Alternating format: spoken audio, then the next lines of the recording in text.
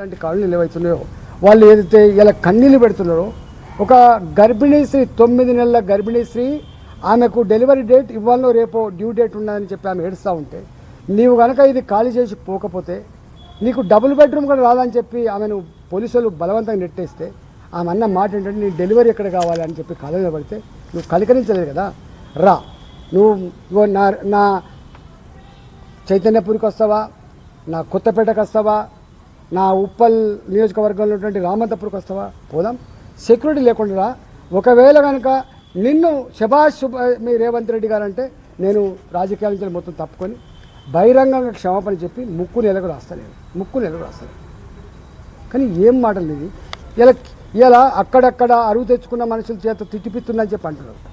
ఎవరు కూడా డబ్బులు ఇస్తే గంతగాని తిడుతున్నారండి. నేను ఇప్పుడే అనుకుంటున్నా మా వేణుగోపాల్ గారితో, జీవితంలో ఏ పదవి ఉన్నా కూడా డ్రాగన్ ఫ్రూట్ సాగు చేస్తూ 50 లక్షలు సంపాదిస్తున్నారు శ్రీనివాసరెడ్డి గారు. మీరు వారి నుండి నేర్చుకోవాలా? అయితే ఫ్రీడమ్ యాప్ని డౌన్లోడ్ చేసుకోండి. ప్రజల చేత ఇంత చీకొట్టించుకొని ఇంత తిట్లు తినేటువంటి నాయకుడిగా మాత్రం ఉండద్దే.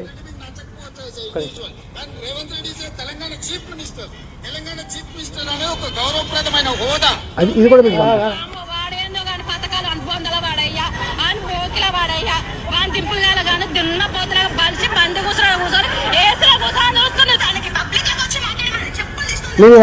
ఇవన్నీ మీకు పంపిస్తా. అంటే ప్రజలకు మనమేదో 5,000 రూపాయలు ఇస్తే మాట్లాడతారని చెప్పి కడుపు మండే భంగపడినటువంటి పేదల గురించి మాట్లాడుతున్నారంటే ఈయనకి ఏం సంస్కారం ఉన్నట్టు ఒకసారి అర్థం చేసుకోండి. అంటే గది ఆయన సంస్కారం. ఆయనది ఎప్పుడో ఆయన ఆ పని చేసింది కాబట్టి పచ్చకామెలకు లోకమైన పడుతుంది. నీ పనే గది కాబట్టి పైసలు ఇచ్చి లొల్లి పెట్టించి పైసలు ఇచ్చి ఇట్లాంటి చేయించి పైసలు ఇచ్చి ఆ మీడియాని మేనేజ్ చేసేటువంటి పని కాబట్టి నువ్వు అట్లే మాట్లాడతావు. కానీ గతంలో ఉన్న ముఖ్యమంత్రి కూడా అట్లే మాట్లాడు. మాకు బ్రహ్మాండంగా ఉన్నారా ప్రజలు, వీళ్ళు కొద్దిమంది పిడికడ మంది సన్యాసులు ఇట్లా మాట్లాడుతున్నారని చెప్పిండు. సన్యాసులు మాట్లాడినో ప్రజలు మాట్లాడిన తర్వాత అర్థమైంది.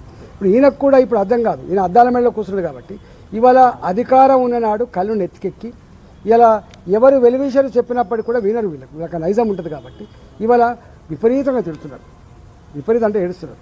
ఇవాళ ఎప్పుడు కూడా రేవంత్ రెడ్డి గారు ఒక్కటి గుర్తుపెట్టుకో, ఇల్లు కూలగొట్టోళ్ళు, నీడను చెదరగొట్టోళ్ళు ఎవరైతే ఉన్నారో, గూడు చెదరగొట్టోళ్ళు ఎవరైతున్నారో, పెళ్లిని ఎత్తగొట్టోళ్ళు పాపం తగిలిపోతారంటారు జనరల్గా తెలంగాణలో. ఏముంటుందంటే ఈ ఇద్దరికి ఎక్కడ కూడా చరిత్రలో ఎప్పుడు కూడా తప్పకుండా ఏదో ఒకటి అనుభవించక తప్పదని చెప్తారు. ఇవాళ నువ్వు చేస్తున్న పని ఏంటిది చెప్పండి. ఆయన అంటున్నాడు హరీష్ రావు గారు రాసిస్తే చదివే గంత దిక్కుమాలిన పద్ధతుందా రేవంత్ రెడ్డి? నీకేమైనా అవగాహన ఉందా? నీకైనా జ్ఞానం ఉందా? రేవంత్ ఇప్పుడు నువ్వు ఎప్పుడైనా అసెంబ్లీకి వచ్చినావు కదా, నువ్వు ఇవాళ నేను రాజశేఖర్ గారితో మాట్లాడినప్పుడు నా స్పీచ్లు ఉంటాయి. నేను తెలంగాణ ఆత్మగౌరవ బావుటాన్ని ఎగరేసేటప్పుడు నాది 3.5 గంటల స్పీచ్ ఉంటుంది. నాకు కొన్ని 100 స్పీచ్లు ఉంటాయి. అసెంబ్లీలో పోయి నువ్వు కొట్టు, నీకు తెలుస్తుంది నేనెవరినో. నాకు వచ్చిన తెలంగాణ ఆత్మగౌరవ బావుట సందర్భంగా నాకు వచ్చిన అప్రిషియేషన్ సన్మాన పత్రాలు నీకు ఇప్పుడు పంపిస్తా.